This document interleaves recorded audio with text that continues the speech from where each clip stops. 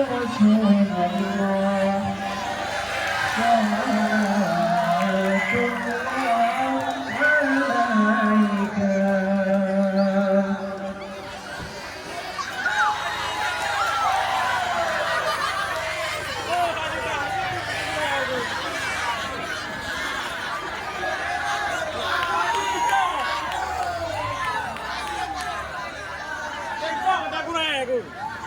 Oh, aduh dan. Assalamualaikum warahmatullahi wabarakatuh. Hamdan syukran lillah, salatan wassalaman ala rasulillah wa ala alihi wa sahbihi wa mawalah. Amma ba'd. Tiada kata yang paling indah melainkan kata memuji Allah Subhanahu wa taala. Allah yang telah memberikan nikmat kepada kita berupa kesehatan jasmani dan rohani sehingga kita dapat berkumpul pada ini malam, pada malam yang mulia ini. Salawat bernada salam mari kita curahkan kepada seorang revolusi Islam yang menjadi penerang bagi seluruh alam. Siapakah beliau? Beliau ialah baginda Rasul Muhammad sallallahu alaihi wasallam.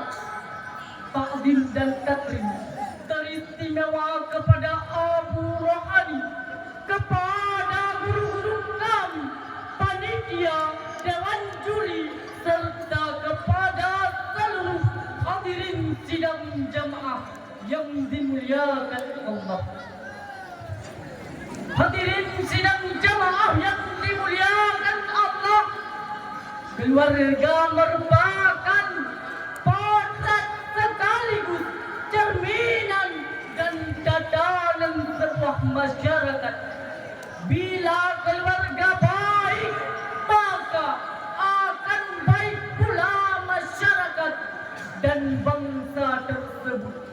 Sebaliknya hadirin, jika keluarga rusak, rumah tangga hancur, maka ini merupakan isyarat awal dari kehancuran sebuah bangsa. Hal tersebut menggambarkan betapa pentingnya peran keluarga dalam membangun sebuah bangsa.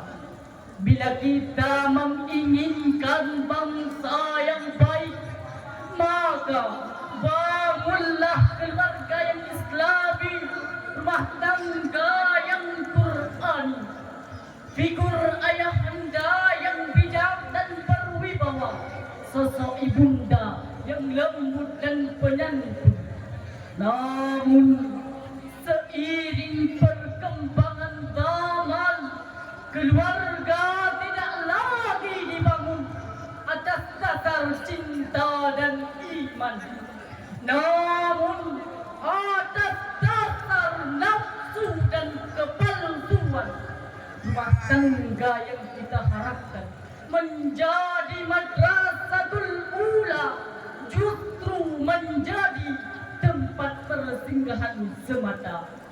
Oleh sebab itu, tidak mustahil rumah tangga yang seperti ini akan melahirkan generasi perampak, koruptor, serta sampah masyarakat yang akhirnya akan menghancurkan istana bangsa. Maka tergugahlah hati seorang talabah ingin menyampaikan sebuah syarahan yang bertema peran keluarga dalam membentuk generasi Quran.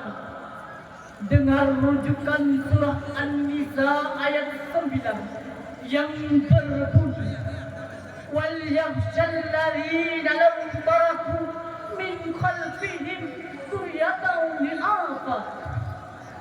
Artinya, hendaklah takut kepada Allah orang-orang yang seandainya meninggalkan di belakang mereka anak-anak yang lemah. Hadirin sidang jamaah yang dimuliakan Allah, dalam ayat tersebut terdapat kata-kata lau taraku min khalfihim dzurriyyatan apa. Menurut Imam At-Tabari dalam tafsir Jamul Bayan, Fakhruddin Ar-Razi dalam tafsir Al-Kabir, serta pakar-pakar tafsir lainnya mengatakan bahwa ayat tadi hanya diturunkan kepada orang tua yang telah lanjut usia, sakit-sakitan, serta memiliki tanda-tanda kematian. Namun menurut Muhammad Said Tantawi dalam tafsir Al-Wasitah, ayat ini merupakan peringatan kepada semua orang agar khawatir, cemas dan takut untuk meninggalkan generasi-generasi yang lemah. Hadirin sidang jamaah yang dimuliakan Allah, berdarah Arab Muhammad Quraisy Syihab mengatakan bahwa bi'afa bermakna lemah harta. Namun jika kita kaji lebih mendalam, bukankah karena lemah ekonomi, lemah harta, anak-anak, remaja dan generasi muda tidak berpendidikan, akhirnya lahirlah kebodohan, keterbelakangan, buta huruf, tidak paham agama. Lebih tragis, anak-anak tidak pernah mengenal Al-Quran. Zaman Jui yang alim lagi bijaksana, fakta kita saksikan betapa banyaknya keluarga yang tidak terlalu fokus terhadap anaknya, sehingga anak bebas melakukan apa saja. Apalagi sekarang ini hadirin, Syip dan TikTok merupakan dua hal yang tengah-tengah populer di kalangan masyarakat. Tanpa antusias keluarga mau jadi apa anaknya, generasi TikTok bikin anak goblok. Oleh sebab itu tidak mustahil rumah tangga yang seperti ini akan melahirkan generasi perampok, generasi TikTok yang akhirnya akan menghancurkan istana bangsa. Maka kita sebagai orang tua, ingatlah bahwa kita pernah menerima firman daripada Allah yang terkhusus kepada kita orang beriman, sebagaimana yang telah tersirat dalam firman-Nya surah At-Tahrim ayat 6 yang berbunyi, Ya ayyuhalladzina amanu qu anfusakum wa ahlikum nar. Wahai orang-orang yang beriman, jagalah dirimu dan keluargamu dari api neraka yang bahan bakarnya manusia dan batu. Hadirin sidang jamaah yang dimuliakan Allah, disadari atau tidak, ini merupakan isyarat awal dari kehancuran sebuah bangsa. Bila kita menginginkan bangsa yang baik, maka bangunlah keluarga yang Islami, rumah tangga yang Qurani. Bahkan Perdana Menteri Victoria pernah beliau mengatakan, jika kita menginginkan, jika kita menghiraukan, jika kita ada keinginan untuk menaklukkan, untuk mengalahkan negara-negara yang penduduknya mayoritas Muslim, maka yang paling utama harus kita lakukan adalah menjauhkan mereka dari Al-Quran, supaya mereka buta terhadap kandungannya. Oleh sebab itu, tidak mustahil rumah tangga yang seperti ini akan kotor, rumah tangga yang seperti ini akan rusak. Maka keluarga merupakan gambaran atau titipan dari Allah. Keluarga merupakan potret sekaligus yang akhirnya akan memperbaiki bangsa. Oleh sebab itu hadirin, keluarga menghiraukan, keluarga, jika keluarga tersebut menghiraukan bangsa, maka bangsa tersebut akan hancur. Oleh sebab itu, tidak mustahil hadirin, pepatah Aceh pernah mengatakan, pantang peding membalik sarung, pantang rincung membalik mata, pantang urung jijaah karung, pantang hukum kapandang dengan sidah mata. Aceh sagadile medaulat, jithe keramat lekape Belanda, tapi orangnya jaitat kaplat, ikut budaya barat, rulah agama. Orang mengensi perata di tempat, sabu di muka tepi jeh bangsa, adu domlah heyah jitan mempat, budi iblis laknat asal rata. Paling raja di bawah kerajaan, paling orang di bawah bangsa, paling utuh bah demipat, paling tengku di bawah kitab, adat mekah runuk, hukum mekah purih, adat jin berangkah hotakong, hukum hanjit berangkah hotaki. Al-Baitul Madrasatul Ula, rumah merupakan madrasah pertama.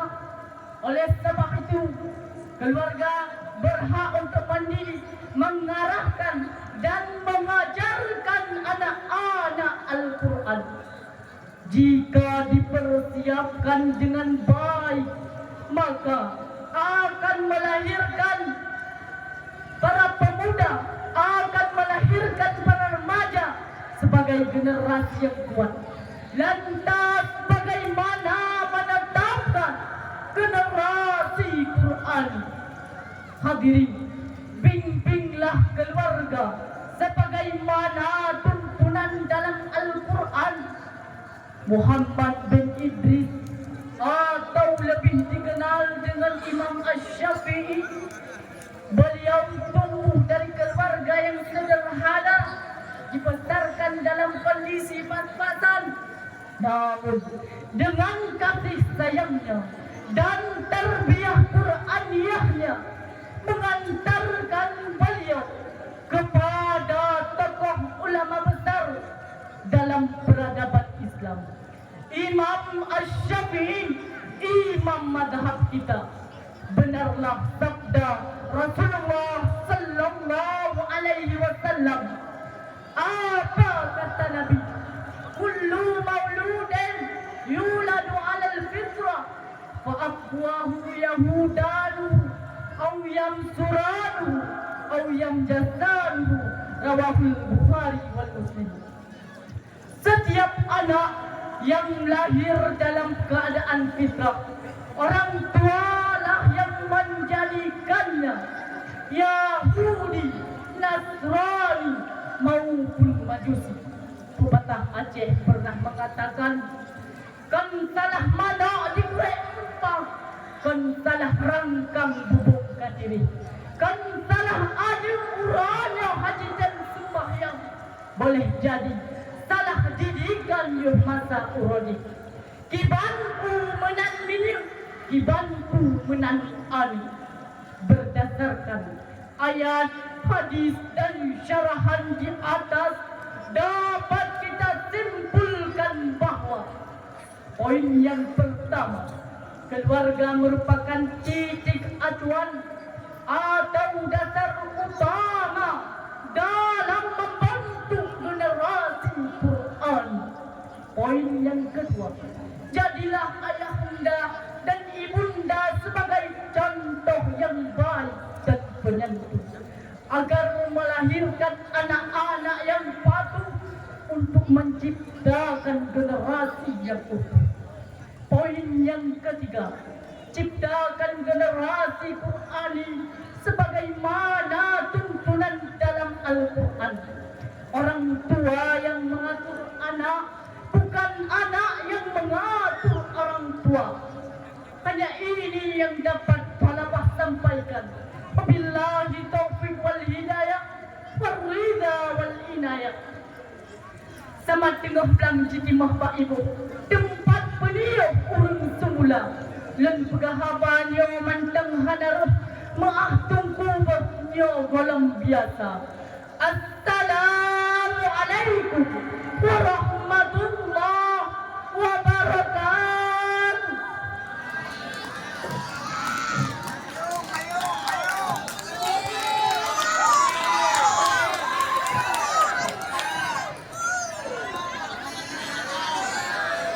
Ucapan ribuan terima kasih yang barusan tampil atas nama Tubuh